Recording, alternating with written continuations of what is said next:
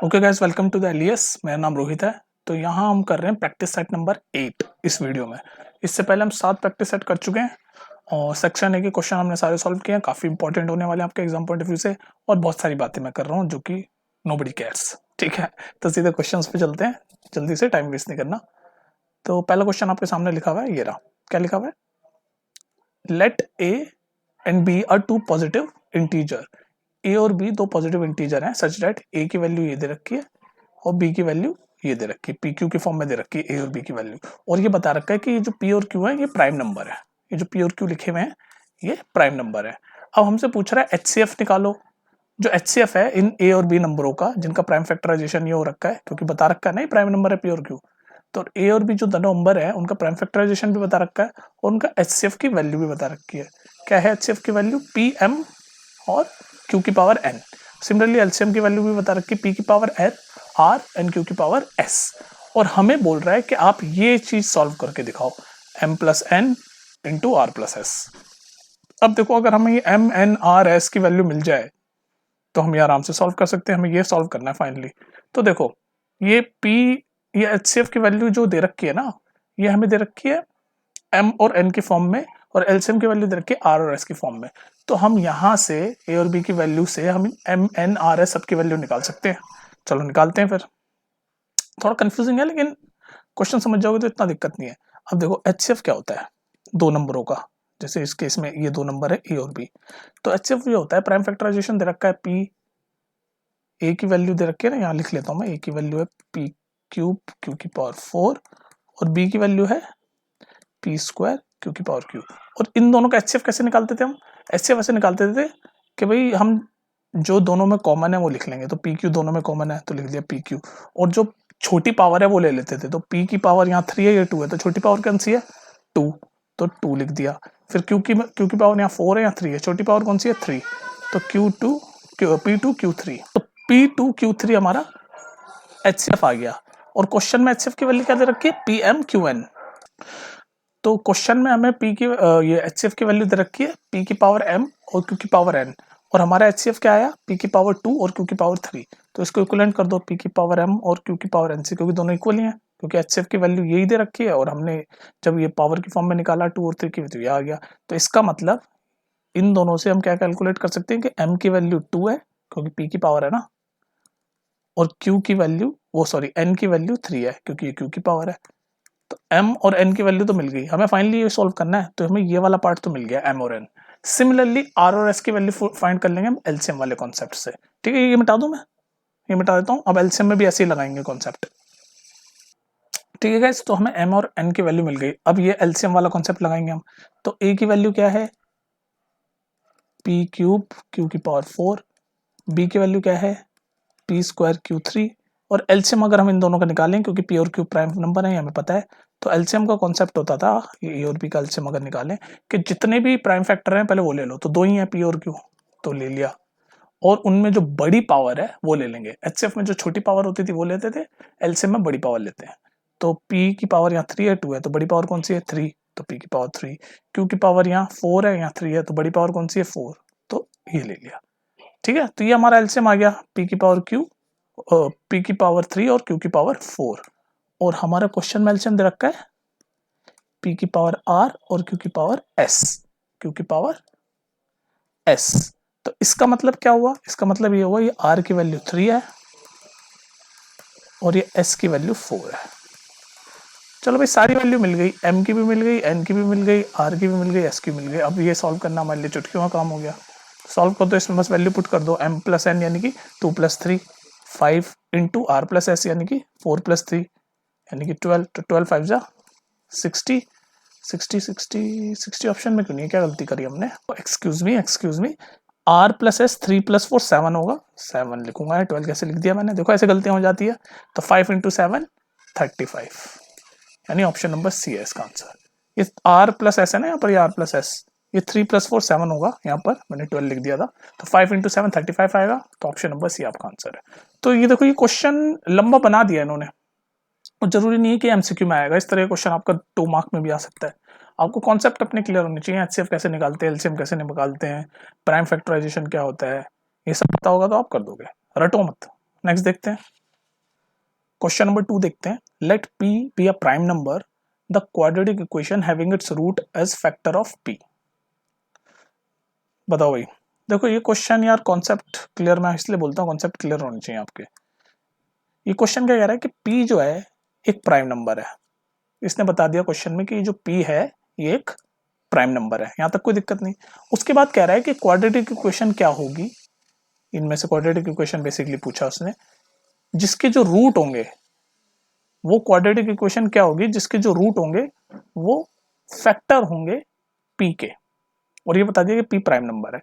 तो मुझे बताओ जो भी कोई प्राइम नंबर होता है उसके फैक्टर क्या बनते हैं। तो इसके लिए आपको प्राइम नंबर का कॉन्सेप्ट पता होना चाहिए। तो प्राइम नंबर के फैक्टर सिर्फ दो ही होते हैं हमेशा, एक तो वो खुद प्राइम नंबर और 1। मतलब जैसे फॉर एग्जांपल 3 एक प्राइम नंबर है, तो 3 के फैक्टर कौन कौन से होते हैं, एक तो खुद ये 3 और एक 1। तो ये दो फैक्टर होते हैं हमेशा, 3 इंटू 1 3 बन गया ना। सिमिलरली अगर दूसरा प्राइम नंबर देते हैं 13 भी एक प्राइम नंबर है, तो इसके भी दो ही फैक्टर होंगे, कौन कौन से, एक तो ये खुद नंबर और एक 1। समझ रहे हो। तो प्राइम नंबर के हमेशा सिर्फ दो ही फैक्टर होते हैं, एक तो वो खुद जो प्राइम नंबर है वो, और एक 1। तो सिमिलरली ये p एक प्राइम नंबर है, तो इसके फैक्टर क्या क्या होंगे, एक तो p खुद और एक 1। तो यानी कि p और 1 फैक्टर है, और कह रहा है जो फैक्टर है वही रूट है, तो इसका मतलब p और 1 रूट है। तो जब हमें रूट मिल जाते हैं तो उसकी क्वाड्रेटिक इक्वेशन बनाने का फॉर्मूला हमें पता है, इतने सारे सेट किए हैं तो ये तो अब तक पता होना चाहिए आपको। तो रूट हमें मिल गए p और 1, तो अब हमें बनानी इक्वेशन इनमें से कौन सी है। तो इक्वेशन बनाने का डायरेक्ट फॉर्मूला होता है X square minus sum of root X square minus sum of root X plus product of root plus product of root. ये आपका सीधे सीधे आप फॉर्मूले में डालो, आपकी इक्वेशन बन जाएगी। इक्वेशन बनाने का फॉर्मूला है, जब आपको रूट पता होता है और आपसे इक्वेशन पूछे तो ये formula X square minus sum of root into x plus product of root. तो बस आप डायरेक्ट वैल्यू पुट करो, तो X square as it is minus sum of root, root हमारे क्या है p और 1, तो इनका सम क्या होगा p plus 1 into x plus product of root, इन दोनों का प्रोडक्ट क्या होगा p इंटू 1 p होगा। तो ये आ गया आंसर आपका X square minus p plus 1 X plus p। तो देख लो कौन सा है, option number B, X square minus P plus 1 X plus पी। तो ये है आपका आंसर। ठीक है, तो इसमें देखो ये क्वेश्चन तभी हो पाएगा जब आपको प्राइम नंबर का कॉन्सेप्ट पता होगा और ये वाला फॉर्मूला पता होगा। ठीक है, तो ये भी जरूरी नहीं है कि आपका एमसीक्यू में है, ये 2 मार्क में आ सकता है क्वेश्चन, काफी कॉन्सेप्चुअल है। चलो नेक्स्ट देखते हैं। Okay guys, question number 3, if alpha and beta are zeros of a polynomial. तो ये अल्फा और बीटा जीरोस हैं इस पॉलिनोमियल के, ये जो पॉलिनोमियल दे रखा है इसके जीरोस हैं, और हमें एक और कंडीशन दे रखी है कि alpha plus beta is equal to alpha beta, और हमें पी की वैल्यू फाइंड करनी है। यार देखो क्वेश्चन घुमा फिरा के दे रखा है, ये पॉलिनोमियल है, अल्फा बीटा है और पी की वैल्यू फाइंड करनी है। अब मुझे बताओ, एक कंडीशन होती थी कि सम ऑफ रूट यानी alpha plus beta is equal to minus B by होता था, ये फॉर्मूला याद होना चाहिए आपको, और प्रोडक्ट ऑफ रूट होता है सी बाई ए, ये आपका फॉर्मूला होता है। सम ऑफ रूट का माइनस बी बाई ए, ये रूट ही है ना, रूट या जीरो एक ही बात है, कंफ्यूज मत होना। Sum of zeros minus B by a, product of zeros c by a. और ये ए बी सी क्या है, ए बी सी जो हमारा पॉलिनोमियल की जनरल फॉर्म होती है ना, ऐसे होती है X square plus B X plus C equals to 0। तो ए है एक्स स्क्वायर का कोफिशिएंट, बी है एक्स का कोफिशिएंट, सी है कांस्टेंट। तो इस पॉलिनोमियल में ए क्या होगा, पी होगा, बी का क्या होगा -2, और सी क्या होगा ये 3p। तो बस अब इस फॉर्मूले में हम वैल्यू पुट करते हैं, हमारे जीरोस है अल्फा प्लस बीटा ही, तो alpha plus beta is equal to minus B by a, तो माइनस बी, बी क्या है 2, तो -2, और ए क्या है p। अच्छा, प्रोडक्ट ऑफ रूट यानी कि अल्फा बी, जब मैं रूट या जीरो इंटरचेंजेबली यूज कर रहा हूँ एक ही बात है, तो product of zeros c by a होता है, तो सी क्या है 3p, ए क्या है एक्स स्क्वायर का कोफिशिएंट p, तो इसको जब सॉल्व करोगे माइनस से माइनस प्लस हो जाएगा, तो ये बना 2/p, और ये p से p कट जाएगा, ये हो गया 3। तो यानी अल्फा प्लस बीटा की वैल्यू आई 2/p और अल्फा बीटा की वैल्यू आई 3। ठीक है, इसको देख देता हूँ मैं थोड़ा आराम से। ठीक है, तो यहाँ तक हमारा सॉल्व हो गया कि अल्फा प्लस बीटा की वैल्यू आई 2/p और अल्फा बीटा की वैल्यू आई 3, और हमें ये कंडीशन भी दे रखी है कि अल्फा प्लस बीटा और अल्फा बीटा इक्वल है। ठीक है, तो यानी कि 2/p और 3 इक्वल होंगे आपस में, 2/p और ये 3 आपस में इक्वल होंगे, और हमें फाइनली p की वैल्यू निकालनी है। देखो अब इन दोनों को हम इक्वल पुट करके p की वैल्यू इजीली निकाल सकते हैं। ये देखो 2/p इज इक्वल टू 3 कर देंगे बस, क्योंकि ये दोनों इक्वल है ना, यहाँ दे रखा कंडीशन में तो 2/p इक्वल्स टू 3, इसको सॉल्व कर दो बस अब। तो ये हो जाएगा आपका p की वैल्यू आ जाएगी 2/3, जो कि ऑप्शन नंबर बी, और यही पूछा था क्वेश्चन में। ठीक है, तो यहाँ पर ये वाला कॉन्सेप्ट आपको पता होना चाहिए कि सम ऑफ रूट या सम ऑफ जीरोस होता है -b/a, और प्रोडक्ट ऑफ रूट या प्रोडक्ट ऑफ जीरोस होता है c/a। चलो नेक्स्ट देखते हैं। Okay guys, question number 4, if the system of equation 3x + y is equal to 1 and 2k - 1x + k - 1y is equal to 2k + 1 is inconsistent, then k क्या होगा। तो ये दो इक्वेशन दे रखी है, पहली इक्वेशन ये और दूसरी इक्वेशन ये लंबी चौड़ी सी ये। ठीक है, और हमसे क्या पूछा है, हमसे पूछा है k की वैल्यू, k की वैल्यू 2k + 1 है ना, ये 2k + 1 दिख रहा है आपको, 2k + 1। और ये बता रखा है कि जो पेयर ऑफ इक्वेशन है इसका जो सॉल्यूशन है वो इनकंसिस्टेंट है। इनकंसिस्टेंट है मतलब ये दोनों पेयर ऑफ इक्वेशन, तो k की वैल्यू फाइंड करनी है। तो यहाँ पर आपका कॉन्सेप्ट कौन सा वाला आएगा, इनकंसिस्टेंट का कॉन्सेप्ट। जब दो पेयर ऑफ इक्वेशन होती है, ऐसे जनरल फॉर्म लिखता हूँ, a1x + b1y + c1 = 0, ये पहली पेयर, पहली इक्वेशन। दूसरी a2x + b2y + c2 = 0, ये होगी दो इक्वेशन। तो जब इनकंसिस्टेंट होती है तो उनका फॉर्मूला ये होता है a1/a2 is equal to b1/b2 is not equal to c1/c2। तो यही वाला कॉन्सेप्ट हम लगाएंगे और हमारी k की वैल्यू आ जाएगी। यहाँ पर ये दो इक्वेशन ये हैं, तो लिख लेते हैं दो equation. 3x + y, right hand side में 0 है जनरल में, तो यहाँ पर भी 0 बना देते हैं, 1 को उधर ले जाएंगे तो -1 इज इक्वल टू 0। इसको बनाओ 2k - 1 ये है, और x + k - 1 y, right side में 0 बनाएंगे तो -2k + 1 इज इक्वल टू 0। तो यहाँ पर दो इक्वेशन ये हैं और बोल रखा है कि इनकंसिस्टेंट है, तो ये वाला फॉर्मूला लगाते हैं। तो a1/a2, तो a1 क्या होता है, x का कोफिशिएंट ये वाला, और ये वाला सेकंड वाली इक्वेशन का भी x का कोफिशिएंट, तो यानी कि 3/2k - is equal to b1/b2। तो यहाँ b1 क्या होगा, तो a1/a2, सिमिलरली b1/b2, यहाँ y का कोफिशिएंट क्या है, कुछ नहीं यानी कि 1, और यहाँ y का कोफिशिएंट क्या है, ये पूरा, तो b1/b2 ये हो गया, is not equal to c1/c2। c क्या है, कांस्टेंट, यहाँ पर ये -1, यहाँ पर कांस्टेंट है ये पूरा -2k + 1। हमें तो सिर्फ k की वैल्यू फाइंड करनी है, तो हम k की वैल्यू इन दोनों से भी कर सकते हैं, इन दोनों को सॉल्व कर दो। 3/2k - 1 is equal to 1/k - 1, ये जो बॉक्स बनाया मैंने, इसको सॉल्व कर दोगे आपकी k की वैल्यू आ जाएगी। तो ये सब मिटा के बस आप इसको सॉल्व करते हैं। ठीक है, तो अब ये आ गया, इसको सॉल्व करो, तो क्रॉस मल्टीप्लाई करेंगे तो ये हो जाएगा, मैं डायरेक्ट लिख रहा हूँ, अपनी स्पीड पे कर सकते हो, 3k - 3 इज इक्वल टू, ये हो जाएगा 2k - 1, ये 2k इधर जाके माइनस हो जाएगा तो 3k - 2k k, ये 3 उधर जाके प्लस हो जाएगा तो +3 - 1 इज इक्वल टू 2। तो k की वैल्यू आ गई 2, जो कि ऑप्शन नंबर डी, और ये हमें फाइंड करना था। ठीक है, कॉन्सेप्ट कौन सा लगा इसमें, ये वाला इनकंसिस्टेंट इक्वेशन पेयर का ये वाला फॉर्मूला। नेक्स्ट देखते हैं। ओके गाइस, क्वेश्चन नंबर 5 क्या कहता है, if the vertices of a parallelogram PQRS taken in order are, P के कोऑर्डिनेट दे रखे हैं, क्यू के कोऑर्डिनेट दे रखे हैं, आर के दे रखे हैं, और हमें एस के कोऑर्डिनेट पूछे हैं, एस के coordinate. Okay guys, question number 5 देखते हैं। If the vertices of a parallelogram PQRS, I think दोबारा पढ़ रहा हूँ क्वेश्चन, ये मैं बीच में माइक चला गया था। तो ये पैरेललोग्राम है PQRS और उसके ये दे रखे हैं आपको क्या, कोऑर्डिनेट वर्टिसेस के, और एस वर्टेक्स पूछा है। तो ये क्वेश्चन आप खुद करना, मैं देखो बताता हूँ कैसे होगा। ये पैरेललोग्राम है, पैरेललोग्राम ये नहीं है, इनका नाम दे दो P Q R और S। ठीक है, और इन सबके हमें कोऑर्डिनेट दे रखे हैं। P कोऑर्डिनेट है 3 और 4, Q कोऑर्डिनेट है -2 3, R कोऑर्डिनेट है -3 2, और S हमें फाइंड करना, तो चलो इसको X और Y मान लेते हैं, कोई दिक्कत नहीं है। अब हमें पता है कि जो पैरेललोग्राम होता है ना, पैरेललोग्राम, उसकी जो डायगोनल होती है वो आपस में बाइसेक्ट करती है। जो पैरेललोग्राम की जो डायगोनल होती है वो बाइसेक्ट करती है।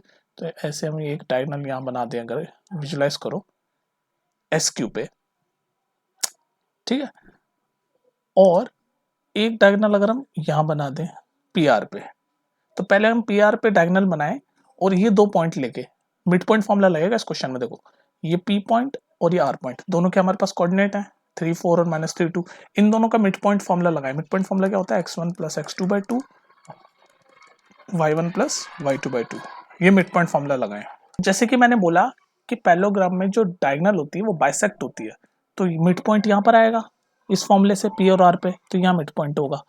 फिर उसके बाद एक बार मिड पॉइंट ये P और R पे लगाओ, मैं आपको क्वेश्चन करने का तरीका बता रहा हूँ। एक बार PR पे मिड पॉइंट लगाओ, मिड पॉइंट फॉर्मूला, फिर एक बार QS पे मिड पॉइंट फॉर्मूला लगाओ, QS इस XY को लेके QS पे मिड पॉइंट फॉर्मूला लगाओ, ठीक है। और फिर इन दोनों मिड पॉइंट फॉर्मूले को, जो PR का आएगा और QS का आएगा, उनको आप इक्वल कर दो, तो आपको x और y की वैल्यू मिल जाएगी, और वो x और y ही S के कोऑर्डिनेट है, ठीक है। तो ये क्वेश्चन सॉल्व करो, नीचे कमेंट में लिखो। नेक्स्ट देखते हैं। ओके गाइस, क्वेश्चन नंबर 6 क्या कहता है? A triangle ABC is similar to triangle PQR। Triangle ABC, या ट्रायंगल ABC ये सिमिलर है ट्रायंगल PQR के, ये क्वेश्चन में दे रखा है। ट्रायंगल ABC एंड PQR दोनों सिमिलर है, और AM और PN एल्टीट्यूड है, तो ये एक एल्टीट्यूड यहाँ बना दी मैंने AM, एक एल्टीट्यूड यहाँ बना देते हैं PN, ठीक है। यहाँ तक क्वेश्चन ही दे रखा है। और एक ये कंडीशन दे रखी है कि AB square upon PQ square, ये रेशियो ही है ना, इस 2 अपॉन PQ स्क्वायर की वैल्यू है 4 और 9। तो इसका स्क्वायर स्क्वायर अगर मैं हटा दूं तो AB अपॉन PQ की वैल्यू क्या होगी? 2 का स्क्वायर है तो 2 हो जाएगा, 3 का स्क्वायर है तो 3 हो जाएगा। तो AB इस टू PQ की रेशियो दे रखा है 2:3। हमें रेशियो चाहिए AM और PN का, AM और PN का इसका। अब मुझे एक बात बताओ, क्वेश्चन में दे रखा है कि दोनों ट्रायंगल सिमिलर है, ये दोनों ट्रायंगल सिमिलर है। तो जब दो ट्रायंगल सिमिलर होते हैं, प्रॉपर्टी आ रही है अब देखो, तो उनकी कॉरस्पॉन्डिंग साइड का रेशियो हमेशा सेम होता है, सबका सेम होता है। जैसे फॉर एग्जांपल देखो, ये AB इस वाले ट्रायंगल की साइड अपॉन PQ इस वाले ट्रायंगल की साइड का रेशियो 2:3। तो अब इन दोनों ट्रायंगल की, क्योंकि ये सिमिलर हैं, इनकी हर कॉरस्पॉन्डिंग चीज का रेशियो 2:3 ही होगा, सबका 2:3 होगा। तो इसका आंसर है 2:3। देख लो AM PN भी, ये देखो AM ये वाली साइड इस ट्रायंगल की और PN ये वाली साइड इस ट्रायंगल की, यही तो पूछा है। तो AM अपॉन PM का रेशियो भी, PN का रेशियो भी 2:3 होगा। अगर आपसे ये पूछ लेता मान लो कि BC अपॉन QR, तो BC अपॉन QR भी कॉरस्पॉन्डिंग साइड है, ये देखो ना, कॉरस्पॉन्डिंग ऐसे भी देख सकते हैं, BC इधर लिखा है, QR इधर लिखा है, तो BC अपॉन QR भी 2:3 ही होता। पर यहाँ पर AM PN पूछा है तो वो भी 2:3 है। कॉन्सेप्ट क्या है कि जब भी दो ट्रायंगल सिमिलर होते हैं तो उनकी जो सिमिलर साइड्स होती है या कॉरस्पॉन्डिंग साइड होती है, उनका रेशियो इक्वली होता है। तो आंसर है 2:3। नेक्स्ट देखते हैं, कॉन्सेप्चुअल क्वेश्चन था। Okay guys, question number 7, if x tan 60 degree cos 60 degree is equal to sin 60 degree cot 60 degree, then x की वैल्यू पूछी है, x की वैल्यू। तो यार ये देखो, ये जो क्वेश्चन है ना, इसमें तो वैल्यू पुट करनी है आपको सीधे सीधे, तो वैल्यू पुट कर दो बस सब में। तो यहाँ x as it is tan 60 की वैल्यू क्या होती है, और tan 60 की वैल्यू क्या होती है, सीधे बस वैल्यू पुट कर रहा हूँ। तो ये x हो गया एज इट इज, tan 60 की वैल्यू हो गई √3, cos 60 की वैल्यू क्या होती है 1/2, है ना, यही होती है ना, इज इक्वल टू sin 60 की वैल्यू √3/2, cot 60 की वैल्यू होगी, tan 60 की होती है √3, तो cos 60 उसका रेसिप्रोकल यानी कि 1/√3। हमें x की वैल्यू फाइंड करनी है, अब इसको सॉल्व करके x की वैल्यू निकाल सकते हैं आप, बड़े आराम से निकाल दोगे। तो ये 2 से 2 गया, अच्छा जी, और ये √3 से √3 गया, तो x की वैल्यू हमारी बची 1/√3। तो x की वैल्यू 1/√3 आ गई। तो अब इनमें से x क्या है, इनमें से क्या है ऑप्शन। अब देखो, क्या cos 60 की cos 30 की वैल्यू 1/√3 होती है? नहीं, यानी ये नहीं है। क्या tan 30 की वैल्यू 1/√3 होती है? बताओ बताओ जल्दी। हाँ होती है, तो यानी कि ऑप्शन नंबर बी आंसर है। sin 30 की भी नहीं होती, 1/2 होती है, cot 30 की भी नहीं होती, तो ऑप्शन नंबर बी आंसर है, क्योंकि 1/√3 वैल्यू सॉरी tan 30 की होती है, ठीक है। नेक्स्ट देखते हैं। ओके गाइस, क्वेश्चन नंबर 8 देखते हैं। sin theta plus cos theta is equal to √2, then tan theta plus cot theta क्या होगा। देखो ये क्वेश्चन सिर्फ एमसीक्यू के नहीं है, ये जो मैं प्रैक्टिस सेट करा रहा हूँ, ये ऐसा नहीं कि सिर्फ एमसीक्यू में आएंगे, इस तरह के क्वेश्चन आपके कैसे भी आ सकते हैं, 2 मार्क में, 3 मार्क में, जितनी भी मार्किंग स्कीम है उतने में आ सकते हैं, ठीक है। तो हमें दे रखा है ये और पूछा है ये, तो sine theta plus cos theta, अब देखो सॉल्व कर रहे हैं बस हम इसको। Sine theta plus cos theta की वैल्यू है √2, तो मैं क्या कर रहा हूँ, इसको दोनों साइड स्क्वायर कर देता हूँ। तो जब मैं इसको दोनों साइड स्क्वायर करूंगा तो क्या होगा, सोचने का तरीका सीखो। कि मैंने सोचा है, मैंने कहा यार क्या करूँ इसको, तो sine theta plus cos theta का होल स्क्वायर कर देता हूँ ताकि ये √2 हट जाए पहले तो मैंने √2 इसका पूरा left hand side whole square कर दिया और √2 का भी स्क्वायर कर दिया। तो हमारा अब इसमें मैं a plus B whole square का फॉर्मूला लगाऊंगा तो a square plus B square plus 2ab, ये लेफ्ट साइड हो गया, राइट साइड में √2 का स्क्वायर 2। ठीक है, तो यहां तक हमने सॉल्व कर दिया, कोई दिक्कत नहीं, कोई कंफ्यूजन नहीं। अब ये आइडेंटिटी है sine square theta plus cos square theta, ये आइडेंटिटी है ना यार, sine square theta plus cos square theta is equal to 1। तो यहाँ इसकी वैल्यू मैं डायरेक्ट 1 लिख सकता हूँ, प्लस ये एज इट इज लिख रहा हूँ 2 sine theta cos theta is equal to 2। यहाँ तक कोई दिक्कत नहीं है। इस 1 को इधर भेज दूंगा तो क्या बन जाएगा, 2 साइन थीटा कॉस थीटा, ये 1 इधर जाके माइनस हो जाएगा तो 2 - 1 1, कोई दिक्कत नहीं है। अब देखो यहाँ तक हम पहुंच गए, अब यहाँ आगे सॉल्व कर रहा हूँ मैं। ठीक है, तो 2 साइन थीटा, यहाँ दोबारा लिख देता हूँ, 2 sine theta cos theta is equal to 1 तक हम पहुंच गए। अब इस साइन थीटा कॉस थीटा को मैं उधर भेजूंगा तो 1 upon sine theta cos theta हो जाएगा, तो 1 upon sine theta cos theta, और यहाँ 2 एज इट इज 2। तो यहां तक हम पहुंच गए कि 1 upon sine theta cos theta की वैल्यू है 2। लेकिन हमें तो फाइंड ये करना है tan theta plus cot theta. तो देखो जब आप tan theta plus cot theta को सॉल्व करोगे, अब मैं इसको tan theta plus cot theta को ब्लू से सॉल्व कर रहा हूँ। ठीक है, यहाँ तक तो हम पहुंच गए, ये वैल्यू हमने निकाल दी। ठीक है, हमें ये फाइंड करना है tan theta plus cot theta. तो टेन को मैं क्या लिखता हूँ, sine theta by cos theta, cot को क्या लिख सकता हूँ, cos theta by sine theta. अब इसको सॉल्व करो, देखो नीचे एलसीएम लिया, कॉस थीटा साइन थीटा, ऊपर साइन स्क्वायर थीटा हो जाएगा, एलसीएम ले रहा हूँ मैं सिंपल, और इधर कॉस स्क्वायर थीटा हो जाएगा। तो ये sine square plus cos theta क्या होता है, 1, sign square theta plus cos square theta identity से 1 होता है, तो ऊपर 1 हो गया और नीचे साइन थीटा कॉस थीटा। तो यहाँ पर भी तो यही निकाला हमने, 1 upon sine theta cos theta, यानी tan theta plus cos theta को जब हम सॉल्व कर रहे हैं तो वो 1 upon sine theta cos theta ही बन रहा है, और 1 upon sine theta cos theta की वैल्यू 2 हम निकाल चुके हैं, यानी ऑप्शन नंबर बी है। ठीक है, लंबा चौड़ा था, नेक्स्ट देखते हैं। ओके गाइस, क्वेश्चन नंबर 9 देखते हैं। एक फिगर दे रखा है, इसमें बोल रखा है कि डी, ये ट्राइंगल है, और ये बता रखा है कि डी और बी सी पैरेलल है। ठीक है, ए ए यूनिट है तो लिख लेते हैं A unit, E C B unit है तो लिख लेते हैं B unit, D E X unit है, यहाँ लिख लिया एक्स, बी सी कहाँ है, ये रहा बी सी है वाई यूनिट, तो यहाँ लिख लिया वाई। हमसे पूछ रहा है ऑप्शन दे रखे हैं, इनमें से कौन सा सही है। देखो भाई, देखो भाई, देखो भाई, देखो भाई, आप ये दो ट्राइंगलों पे फोकस करो, ट्राइंगल ए डी ई, ठीक है, और ट्राइंगल ए बी सी। मतलब ए बी सी तो ये पूरा बड़ा वाला, ये जो मैं पिंक कर रहा हूँ, पूरा बड़ा वाला ट्राइंगल ए बी सी है, और ये छोटा वाला ट्राइंगल जो बन रहा है ब्लू वाला जो मैं कर रहा हूँ ए डी ई। इन दोनों पे फोकस करो, इन दोनों ट्राइंगल पे जब मैं फोकस करूंगा तो मेरे को एक चीज दिखेगी कि एंगल है तो दोनों में कॉमन है, ब्लू वाले में भी और बड़े वाले पिंक में भी, तो एंगल है इज इक्वल टू एंगल है। ठीक है, कोई दिक्कत नहीं।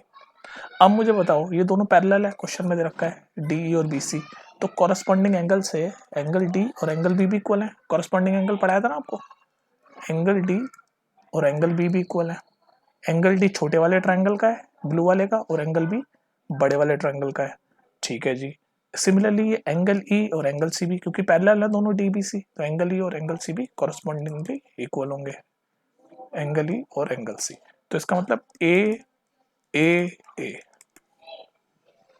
तो ए की क्राइटेरिया से हम ये कह सकते हैं कि जो ट्राइंगल है ए डी ई और ए बी सी, ये दोनों आपस में क्या है, बोलो बोलो, तीन एंगल इक्वल हो गए इन दोनों ट्राइंगल में, छोटे वाले में और बड़े वाले में, तो यानी ये दोनों सिमिलर हो गए ना, ये दोनों ट्राइंगल सिमिलर हो गए।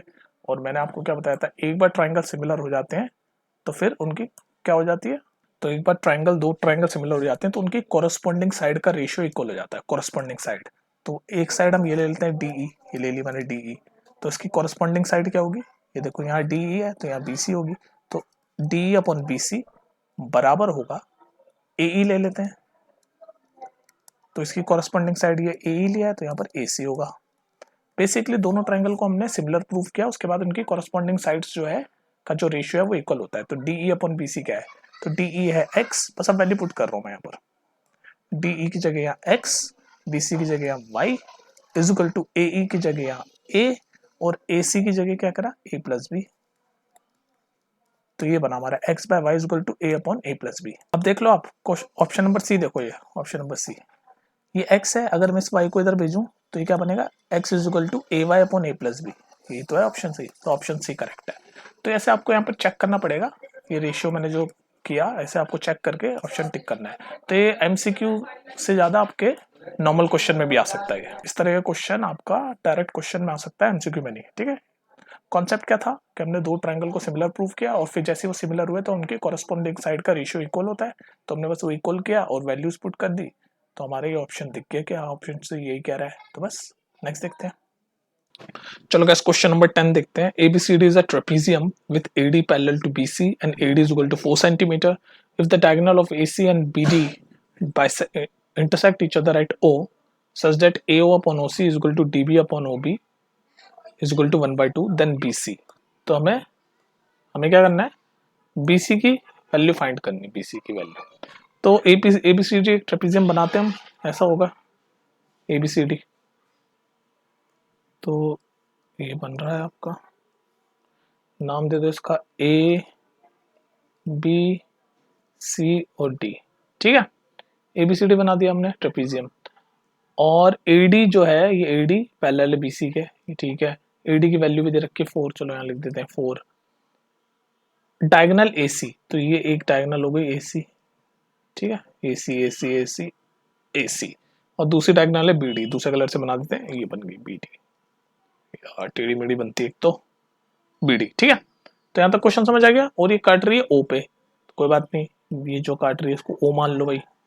अब हमें ये भी एक कंडीशन दे रखी है, इसको आप ध्यान में रखो। अब देखो आप इन दोनों ट्रायंगल पे फोकस करो, ये वाला जो मैं येलो से डार्क कर रहा हूँ ना, एक तो ये वाला AOD, ये छोटा वाला, और एक ये नीचे वाला ए, कौन सा वाला AOD और COB, ये नीचे वाला, ये वाला जो मैं अब डार्क कर रहा हूँ येलो से। इन दोनों ट्रायंगल पे फोकस करो, triangle AOD and triangle COB। इन दोनों ट्रायंगल में एक चीज देखो, ये AD और BC पैरेलल है आपस में, AD और BC पैरेलल है। तो देखो ये वाला एंगल और ये वाला एंगल अल्टरनेट एंगल है। मैं उम्मीद कर रहा हूँ 9th क्लास की चीजें आपको अल्टरनेट एंगल देखने आते होंगे। दो लाइन के बीच में अल्टरनेट एंगल ऐसे होते हैं जहाँ पर ऐसे जेड सा बन रहा होता है, याद करने का तरीका ऐसे जेड। तो देख लो यहाँ पर ये ऐसे उल्टा जेड बन रहा है ना, तो ये एंगल ए और एंगल सी, यानी कि एंगल ए और एंगल सी, तो इसको हम ऐसे लिख सकते हैं कि एंगल OAD, एंगल OAD, ये वाला OAD is equal to angle OCB, OCB। कोई दिक्कत नहीं, ये दोनों इक्वल हो गए। सिमिलरली ये और ये एंगल भी वही अल्टरनेट एंगल, अल्टरनेट एंगल, ये अल्ट मतलब अल्टरनेट, तो ये वाला एंगल भी इक्वल है, यानी एंगल ODA इक्वल है एंगल OBC के, OBC के, ये भी अल्टरनेट एंगल है। और ये वाला जो एंगल है एंगल AOD और इसमें एंगल COB, AOD या फिर BOC, ये वाला, ये वर्टिकली अपोजिट एंगल है। पता है ना आपको, वर्टिकली अपोजिट एंगल ऐसे जो काट रहे होते हैं वर्टिकली अपोजिट एंगल होते हैं। ठीक है, तो लिख लेता हूँ भाई, angle AOD is equal to angle BOC, vertically opposite angle, short में लिख दिया मैंने। तो ये तीन एंगल, इनके एंगल एंगल एंगल, तीनों एंगल इन दोनों ट्रायंगल के इक्वल हो गए।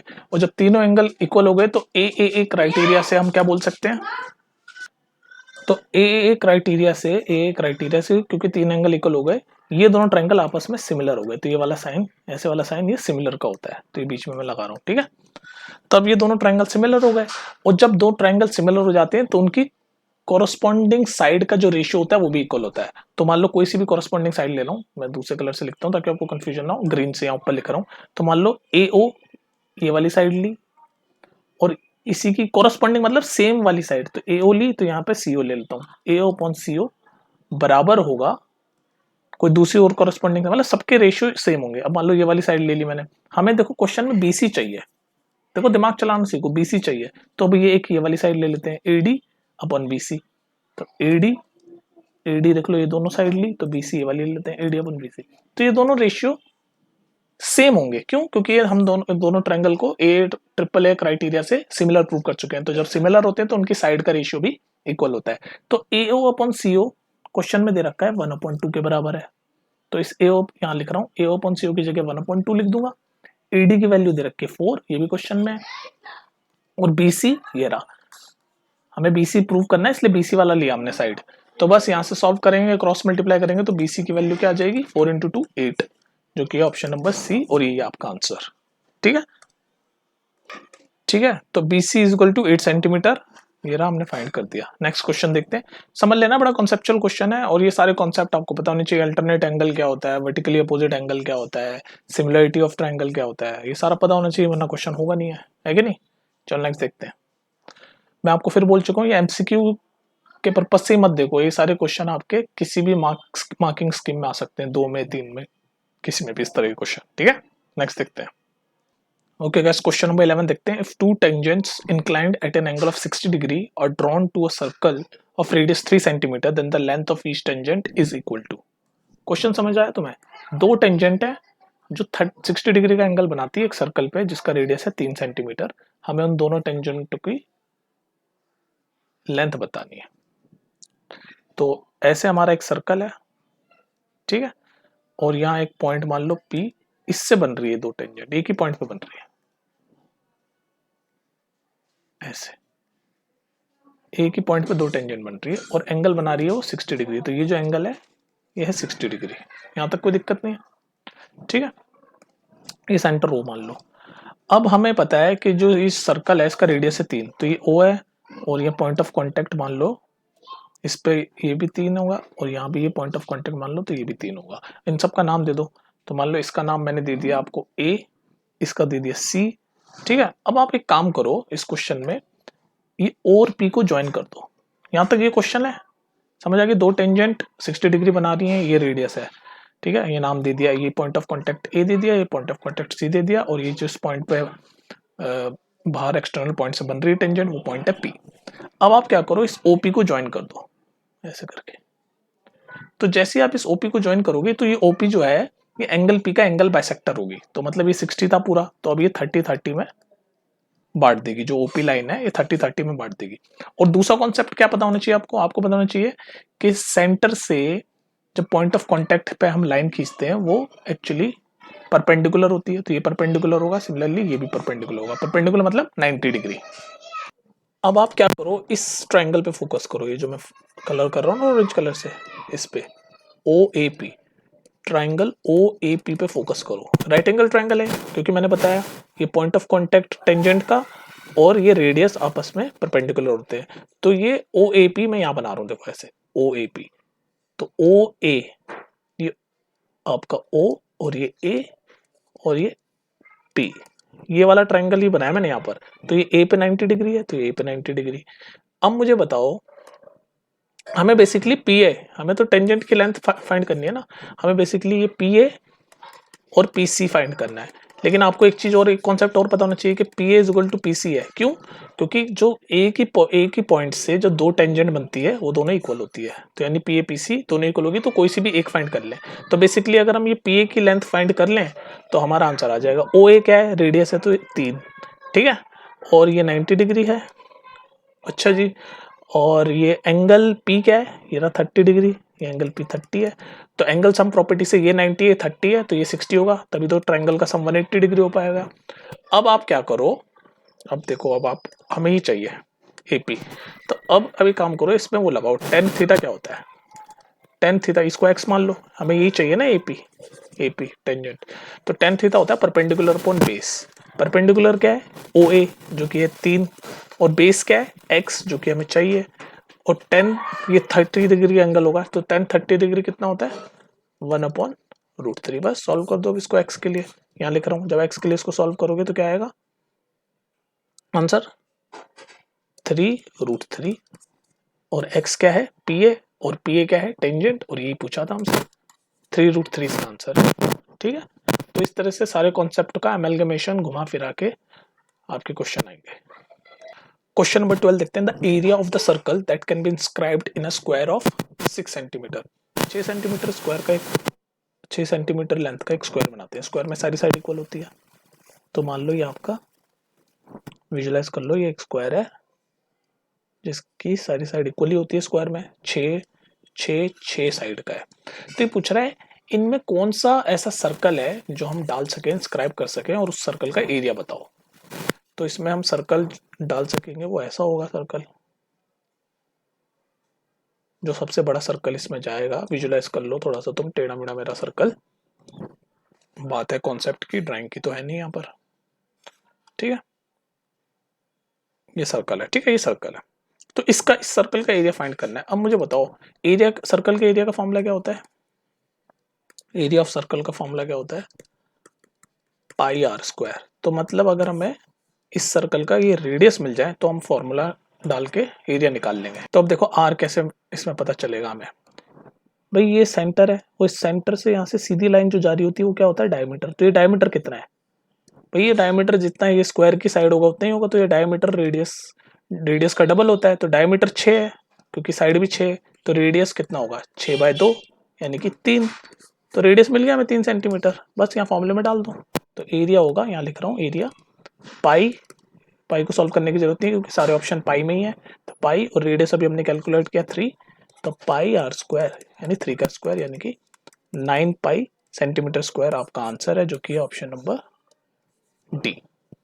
ठीक है, इसमें बस बच्चे रेडियस कैसे पता लगाने थे वो क्वेश्चन था।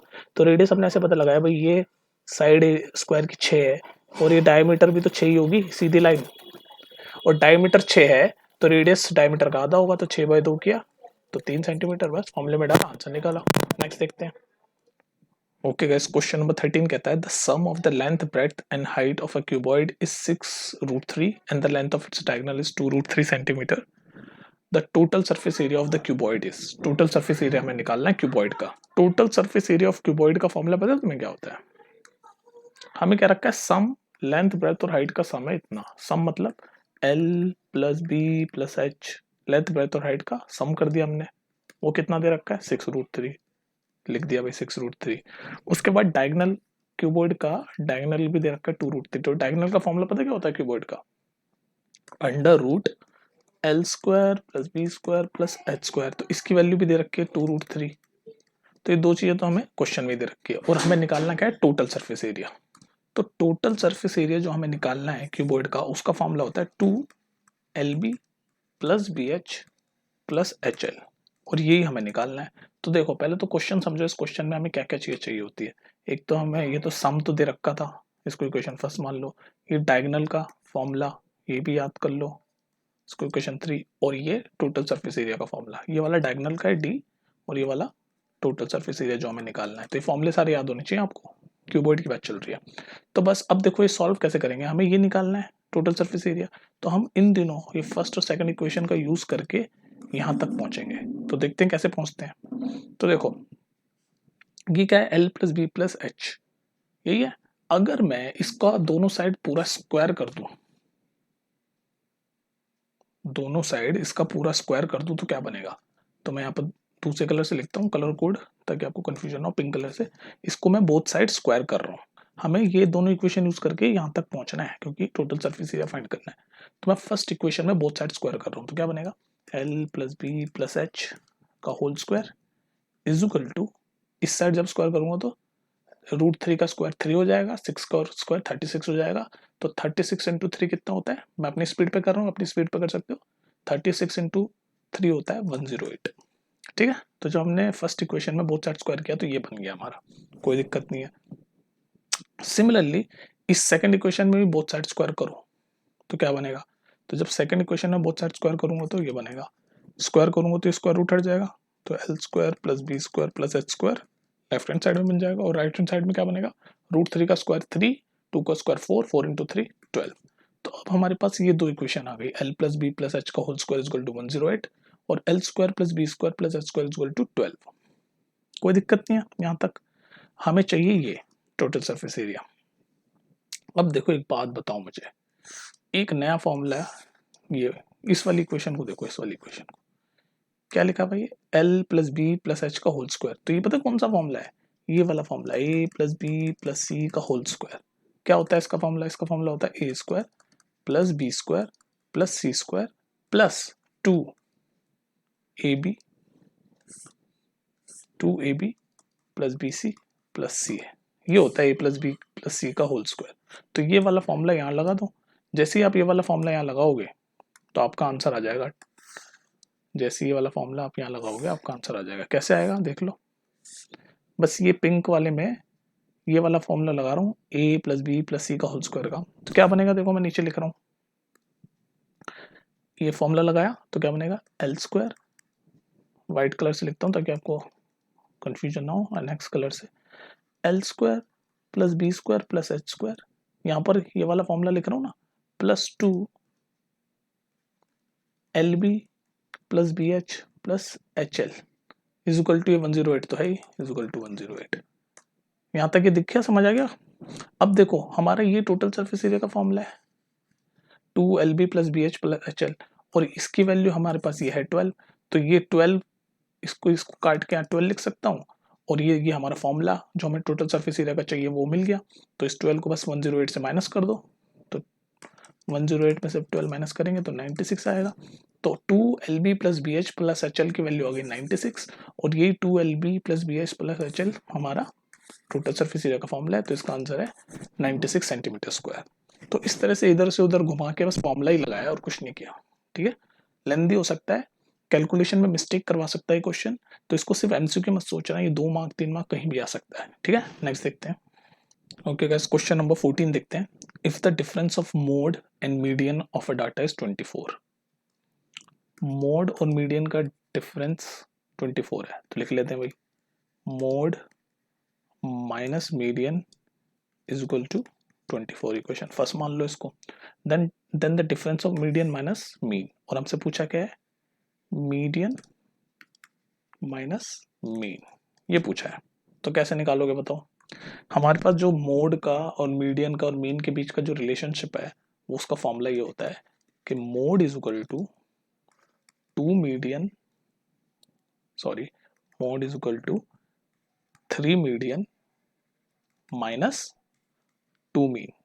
ये हमारा फॉर्मूला होता है रिलेशनशिप ऑफ मोड में और मीडियन का। इस फॉर्मूले से हम, और ये जो हमें कंडीशन दे रखी है, इससे हम ये जो हमें चाहिए मीडियन माइनस मीन वो ढूंढने की कोशिश करते हैं। तो देखो हमें क्या चाहिए, मीडियन माइनस मीन, और हमें दे क्या रखा है मोड माइनस मीडियन, और हमारे पास फॉर्मूला ये है। तो मोड माइनस मीडियन, तो यहाँ 3 मीडियन है, तो एक मीडियन में इधर ले जाऊं लेफ्ट हैंड साइड में, तो क्या बनेगा मोड, 3 में से एक इधर ले लिया तो मोड माइनस मीडियन, और इधर राइट हैंड साइड में क्या बचेगा, 3 में से एक इधर चला गया तो यहाँ बचा 2 मीडियन, और ये माइनस 2 मीन तो चल ही रहा है। ठीक है, एक मीडियन में उधर ले गया बस। ये मैंने देखो सोचने का तरीका सीखो, क्यों मैं मीडियन ले गया, क्योंकि मुझे मोड माइनस मीडियन की वैल्यू क्वेश्चन में दे रखी है 24। अब यहाँ पर मैं इसकी जगह 24 लिख सकता हूँ क्योंकि क्वेश्चन में दे रखी थी, और यहाँ पर 2 कॉमन ले लूंगा तो हमें पास मिल जाएगा मीडियन माइनस मीन। ठीक है, 24 is equal to median minus mean, ये 2 इधर कट जाएगा 12, तो मीडियन माइनस मीन क्या आ गया 12, आंसर बी। तो इस तरह से आप दिमाग सोचा करो कि यार हमें क्वेश्चन में मोड माइनस मीडियन है और यहाँ 3 मीडियन है, तो अगर मैं एक मीडियन इधर चला भेज दूं तो मोड माइनस मीडियन हो जाएगा, और मोड माइनस मीडियन की वैल्यू यहाँ 24 लिख सकता हूँ, और हमें चाहिए मीडियन माइनस मीन, वो भी मिल जाएगा। तो इसका आंसर है ऑप्शन नंबर बी, और उसके लिए आपको ये वाला फॉर्मूला पता होना चाहिए। चलो नेक्स्ट देखते हैं। ओके गाइस, क्वेश्चन नंबर 15 देखते हैं। The number of revolution made by a circular wheel of radius 0.25 meter in rolling a distance of 11 kilometer is। Question confusing सा लगता है ये, पर देखते हैं, इसको ज्यादा कंफ्यूजिंग है नहीं। तो कह रहा है एक सर्कुलर व्हील है, सर्कुलर शेप का व्हील है जिसका रेडियस है 0.25 मीटर। तो रेडियस लिख लेते हैं 0.25 मीटर, कोई दिक्कत नहीं है। ठीक है, और उसके कितने रिवोल्यूशन लिए जब वो इतना किलोमीटर डिस्टेंस उसने कवर कर लिया। तो रेडियस इतना है, इतना किलोमीटर है, तो इसको मीटर में कर देते हैं, 1 किलोमीटर में 1000 मीटर होते हैं, तो ये हो जाएगा 1000 से मल्टीप्लाई होकर 11000 मीटर। तो हमारा जो टोटल डिस्टेंस इसने कवर किया है वो कितना हो गया 11000 मीटर। सर्कुलर व्हील का रेडियस कितना है 0.25 मीटर। अब मुझे बताओ, अब यहाँ पर कॉन्सेप्ट क्या आ रहा है कि कितना डिस्टेंस कवर करा और कितनी मतलब 11000 किलोमीटर में इस सर्कुलर व्हील ने कितने बार चक्कर लगाए। तो एक पैरामीटर हमें कैलकुलेट करना है, वो चक्कर मतलब कितनी बार चक्कर लगाए, जब भी ऐसा क्वेश्चन आए तो हम पेरीमीटर कैलकुलेट करते हैं। और किसका? सर्कुलर व्हील का। तो सर्कल का क्या पेरीमीटर क्या होता है? 2πr। यहाँ तक कोई दिक्कत नहीं। और कितने लगाए तो उसको n मान लो। ये हो गया एक सर्कल का पेरीमीटर। और कितने चक्कर लगाए उतने नंबर ऑफ से मल्टीप्लाई कर दो, तो ये बराबर होगा इतने डिस्टेंस के। बात को समझ आ रही है मेरी? हमें सर्कल, दोबारा सुनो, सर्कल का पेरीमीटर होता है 2πr, ठीक है। और टोटल डिस्टेंस उसने 11,000 मीटर कवर किया, तो कितने रिवोल्यूशन लिए होंगे? तो 2πr n, number of revolution को n मान लो और उसको बराबर करो इस डिस्टेंस के, आंसर आ जाएगा। दैट्स इट, वही कर रहा हूं मैं। तो 2πr तो एक का हो गया 2π और r क्या है 0.25। ये हो गया एक सर्कल, एक रिवोल्यूशन। और ऐसे n रिवोल्यूशन लिए तब जाके 11,000 मीटर का डिस्टेंस हो गया। हमें फाइंड करना है n, यानी कितने रिवोल्यूशन लिए। तो बस सॉल्व कर दो इस इक्वेशन को, इस इक्वेशन को सॉल्व कर दो, n की वैल्यू निकालो। ये काम आपका, कर लोगे ये काम? सॉल्व भी तो करना है इसको। ये देखो ना यार, मैं ही करूंगा सॉल्व भी। चलो ठीक है। ये आपका कितना है? ये 2 टाइम्स जाएगा, ये 1 टाइम्स जाएगा 1000, और उसके बाद आपका ये 1 टाइम्स 4 टाइम्स चला जाएगा, ये 2 टाइम्स चल जाएगा, ये 2 टाइम्स चल जाएगा, और ये 1000 उधर जाके 7000 से मल्टीप्लाई हो जाएगा। तो n की वैल्यू आ जाएगी 7000। उसको सॉल्व करना था, जो कि ऑप्शन नंबर डी। ठीक है। यहाँ कॉन्सेप्ट समझने वाली बात क्या है कि जब भी ऐसा क्वेश्चन आए कि सर्कुलर व्हील ने इतना डिस्टेंस कवर किया, तो हम पेरीमीटर में खेलते हैं, ये वाले फॉर्मूले में। ठीक है, नेक्स्ट देखते हैं। ओके गाइस, क्वेश्चन नंबर 16 देखते हैं। एक टेबल दे रखा है क्लास और फ्रीक्वेंसी का, और हमें पूछा है सम बताओ लोअर लिमिट ऑफ मीडियन का और मॉडल का। मतलब मॉडल क्लास और मीडियन क्लास का लोअर लिमिट का सम हमें बताना है इनमें से। तो देखो, मीडियन क्लास का मैंने आपको तरीका बताया था एक। तो मीडियन क्लास का और मॉडल क्लास के लोअर लिमिट का सम हमें कैलकुलेट करना है। तो देखो, मीडियन क्लास का जो लिमिट है वो तो कैसे कैलकुलेट होती है कि आप क्यूमुलेटिव फ्रीक्वेंसी निकालो। जैसे फॉर एग्जांपल, यहाँ क्यूमुलेटिव फ्रीक्वेंसी कैसे निकालते हैं, यहाँ पर एक नया टेबल बनाएंगे।